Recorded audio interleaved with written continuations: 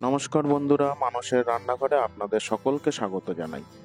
আজকে আমি আপনাদের সামনে আলু পটলের রসা রান্না করে দেখাবো। এই রান্নাটা আপনারা রুটি, পরোটা, ভাত ইত্যাদির সঙ্গে ট্রাই করতে পারেন। খেতে খুবই সুস্বাদু লাগে। তো চলুন রেসিপিটা শুরু করা যাক।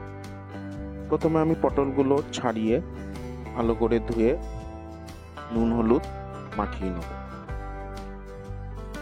নুন হলুদ ভালো করে মাখানোর পরে আমি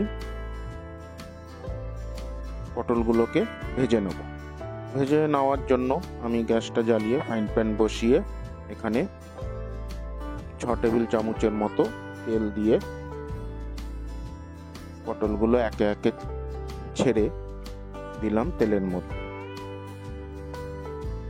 পটলগুলোকে ভালো করে এখানে ভেজে নিতে হবে। প্রায় 80% মতো কুক করে নিতে হবে ভাজার সঙ্গে সঙ্গে। গ্যাসের ফ্লেমটা হাইতে দেবেন না, মিডিয়াম ফ্লেমে পটলগুলোকে ভেজে নেবেন। পটলগুলোকে মাঝে মাঝে একটু ঢাকনা দিয়েও লো ফ্লেমে ভেজে নিতে পারেন। আমি তাই করেছিলাম, লো ফ্লেমে হালকা করে ভেজে নিচ্ছি। এবার এখানে একটা মশলার পেস্ট তৈরি করব। এখানে 1.5 টেবিল চামচের মতো আদা বাটা, 1 টেবিল চামচের মতো জিরে গুঁড়ো, 1 টেবিল চামচের মতো ধনে গুঁড়ো এবং হলুদ আর লঙ্কার গুঁড়ো দিয়ে একটা পেস্ট তৈরি করে নিলাম। ততক্ষণে আমার পটলগুলো সুন্দর ভাজা হয়ে গেছে। ভাজা হয়ে যাওয়ার পরে আমি পটলগুলো একটা পাত্রে তুলে রাখলাম। পটলগুলো তুলে রাখার পরে সেই তেলেই আমি আলুগুলোকেও ভেজে নেব। আলুগুলো যখন ডিপ ব্রাউন কালার হয়ে যাবে সেই সময় আমি আলুগুলো একটা পাত্রের মধ্যে তুলে রেখে দেব। এইবার আলুগুলো তুলে রাখার পরে সেই তেলের মধ্যে আমি কিছু ফোড়ন দেব। তেজপাতা, গোটা জিরে এবং 2 এলাচ এবং দারচিনি ফোড়ন দিয়ে তারপরে সেই তৈরি করা মশলাটা এর মধ্যে দিয়ে দেব। তৈরি করা মশলাটা দিয়ে দেওয়ার পরে ভালো করে কষিয়ে নেব। মশলাটা ভালো করে কষিয়ে নেওয়ার পরে আমি স্বাদ অনুসারে নুন এবং 2 টেবিল চামচের মতো টমেটো বাটা দিয়ে দেব। টমেটো বাটা দিলে গ্রেভির থিকনেসটা খুব ভালো হয় এবং খেতেও খুব ভালো লাগে। টমেটোটা দিয়ে ভালো করে কষিয়ে নেওয়ার পরে আমি এর মধ্যে কাজু পোস্ত বাটা দিয়ে দেব। কাজু পোস্ত বাটা দিয়ে দেওয়ার পরে ভালো করে মশলাটাকে কষিয়ে নিতে হবে। যখন চারিদিকে এরকম তেল ছেড়ে আসবে সেই সময় আমি 2 টেবিল চামচের মতো ফাটিয়ে রাখা দইটা দিয়ে দেবো।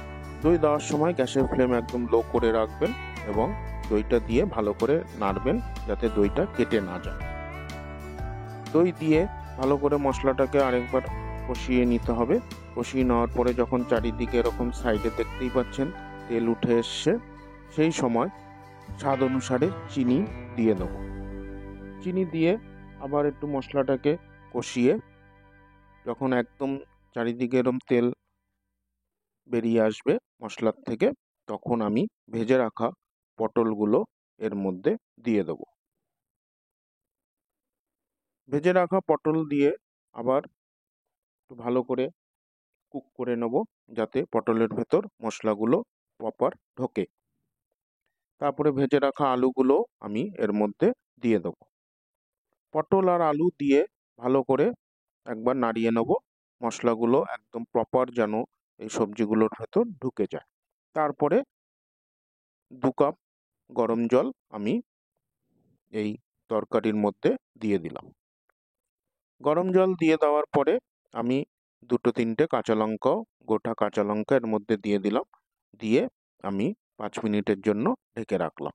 আলু পটল যে 20% বয়েলড হওয়া বাকি সেটা আমি করে নিলাম। করে নেওয়ার পরে যখন আমার একদম রেডি হয়ে গেছে, ওপর থেকে 1 টেবিল চামচের মতো গরম মশলা এবং 1 টেবিল চামচ ঘি দিয়ে আবার 10 মিনিটের জন্য ঢাকা দিয়ে রাখলাম যাতে ঘি আর গরম মশলার প্রপার স্মেলটা আমার এই তরকারির মধ্যে ঢুকে যায় এবং এটা আমার পুরো রেডি হয়ে গেছে। আপনারা এটা রুটি, ভাত, পরোটা বিভিন্ন জিনিসের সঙ্গে ট্রাই করতে পারেন। খেতে খুবই ভালো লাগবে। তো বন্ধুরা, রেসিপিটা কেমন লাগলো অবশ্যই কমেন্ট করে আমাকে জানাবেন। তাহলে চ্যানেলটা আপনারা সাবস্ক্রাইব করে দেবেন। সাবস্ক্রাইব করার সময় পাশের বেল আইকনটা অবশ্যই অন করে দেবেন। তাহলে আমি যখনই কোনো নতুন রান্নার রেসিপি আপলোড করব তার নোটিফিকেশন আপনারা পেয়ে যাবেন। তাহলে আসি বন্ধুরা, আবার দেখা হবে অন্য কোনো দিন অন্য কোনো নতুন রেসিপির সঙ্গে। সবাই ভালো থাকবেন, সুস্থ থাকবেন এবং মানুষের রান্নাঘরের সঙ্গে সর্বদা যুক্ত হয়ে থাকবেন।